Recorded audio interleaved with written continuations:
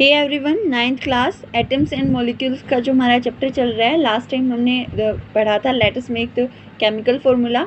इसके अंदर मैं आपको बता रही हूँ कैलकुलेशन ऑफ मॉलिक्यूलर मास और फार्मूला मास। ठीक है, मॉलिक्यूलर मास और फार्मूला मास में कुछ ज़्यादा डिफरेंस नहीं होता, वो हम आगे डिस्कस करेंगे।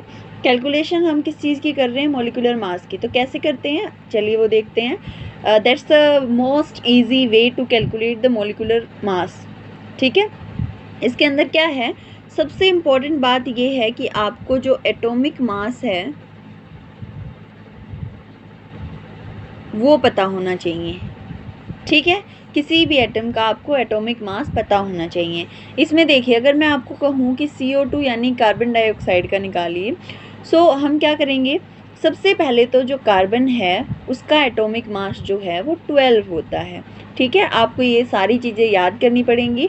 और अगर कुछ एक की 20 तक जितने भी हमारे एलिमेंट्स हैं उनकी आप याद कर लीजिए, और उसके बाद वाली जो होती है मोस्टली वो आपको दे रखी होती है क्वेश्चन में। ठीक है, ऑक्सीजन जो है उसका 16 होता है, कार्बन का 12 होता है, ऑक्सीजन का 16 होता है। ठीक है, तो हम जो मॉलिक्यूलर मास है वो कैसे निकाल लेंगे? देखिए, हमने यहाँ पे 12 लिख दिया, यहाँ पे 16 लिख दिया। ऑक्सीजन के लिए 16, कार्बन के लिए 12। ठीक है, उसके बाद ये देखिए कि CO2 के अंदर कार्बन कितने हैं? एक ही है, तो इंटू 1। ठीक है, उसके बाद ऑक्सीजन कितने हैं? तो इंटू 2। 16 इंटू 2 हमने इसलिए किया है क्योंकि ऑक्सीजन जो है उसके 2 मॉलिक्यूल्स हैं, और जो कार्बन है वो एक ही है, एक ही प्रेजेंट है इसलिए, और इन दोनों को हम प्लस करेंगे क्योंकि ये साथ में प्रेजेंट है। ठीक है, तो अगर हम इनका निकालेंगे तो 44 ग्राम आएगा। ग्राम जो है वो हमें लिखना ज़रूरी है। तो this is the molecular mass of CO2। समझ में आ गया होगा आई होप आपको, क्योंकि इससे ज़्यादा इजी वे कोई भी नहीं होता है मॉलिक्यूलर मास निकालने का।